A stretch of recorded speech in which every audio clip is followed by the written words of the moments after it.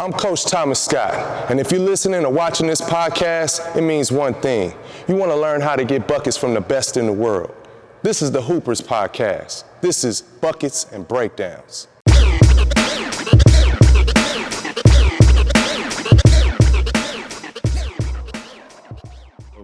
We're here with a special breakdown today. Summer League has started. It's been some good action, some good young players. But I want to talk about a player, the fans, the crowd. We've been following them for a long time, following the family for a long time. Let me just tell you something. I'm pulling for Gelo Ball. I'm hoping he can make this Charlotte Hornets team. I've been seeing some good things. You know, he's had a rough path. You know, he deserved a second chance. But what I like about LiAngelo Ball is that he's been working. You can tell. You look at his body. He's been in the gym. He's been hitting the weights. You know, he's not the power forward. He's not the big man, the big little man down low. You know, at 6'5", he's looking like a wing. And you can tell he's been putting in the work.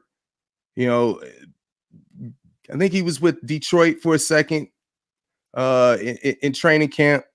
Didn't make the team. OKC was a practice player for a minute. It's been a rough path, but you can tell when I look at LiAngelo, I look in his eyes, you can see the hunger. You can tell that he really wants to make this happen. I heard that in Charlotte, you know, they were having workouts. Each player could bring a player. LaMelo brought his big bro.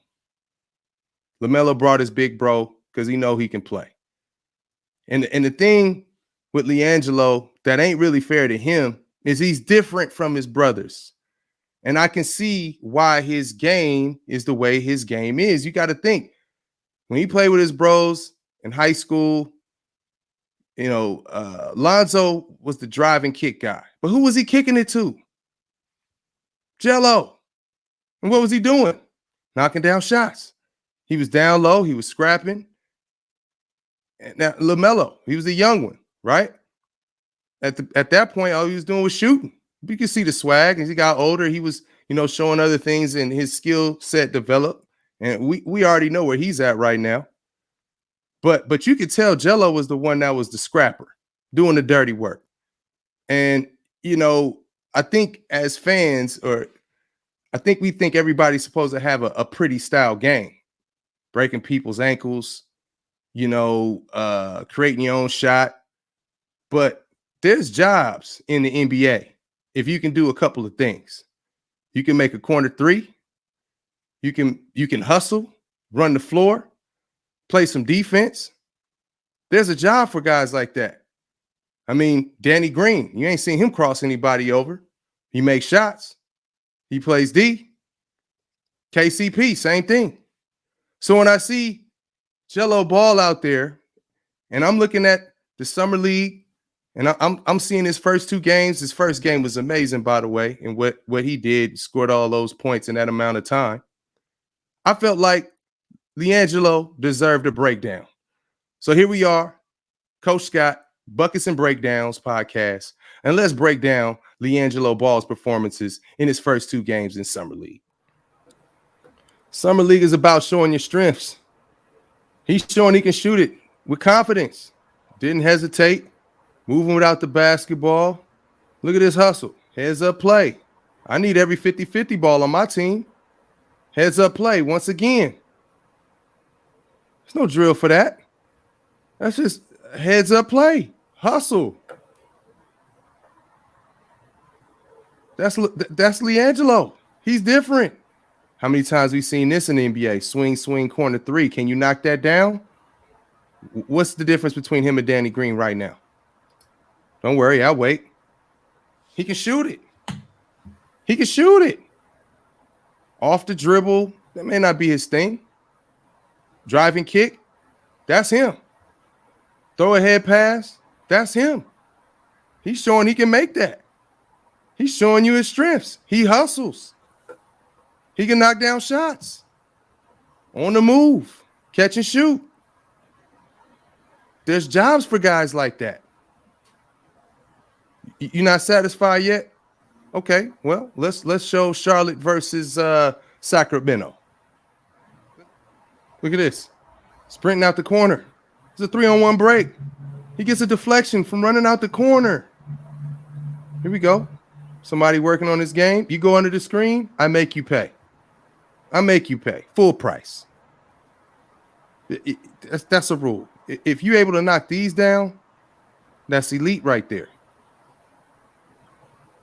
Now look at this. Hard cut, not seen. Look how he buries his man.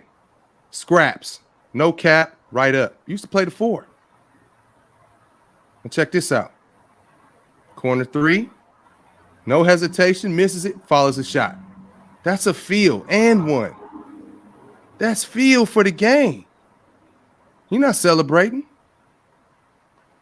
He's focused. This is a business trip for LiAngelo. This is a business trip. You know, all I'm trying to say is this. To me, if Gelo shows that he's got scrap on the defensive end and he's just nasty on the defensive end and he can make shots, hustles the way he did consistently, he's making a case that he deserves to be on the team, and not just be on the team. He needs minutes. First game, 16 points in 16 minutes. We're not asking him to start, but if you can get that off the bench, there's value in that. This second game against the Kings had 10 points. Okay. Key contributor in 20 minutes. Those are solid contributions off the bench. I'm starting to think that LeVar wasn't crazy. He's telling people I told you so. I think the difference is when you see a Gelo, he's not the one that's doing all the fun stuff, crossing people over, breaking ankles, shooting a whole lot of shots off the dribble. He's doing the stuff that is the dirty work. And that was his identity even in high school. He was banging down low and knocking down shots. So to me, you don't have to dominate the ball to be effective. If you can be consistent knocking down the shot when you have opportunities, hustle, play D, you can fit in anywhere. So I'm hoping that Gelo makes this team for the Hornets. I'm hoping to see LaMelo and Gelo in the backcourt.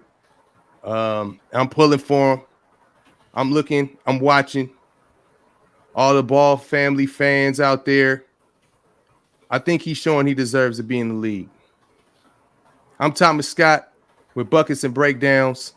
Check out the podcast on the Ball is Life Podcast Network. Peace.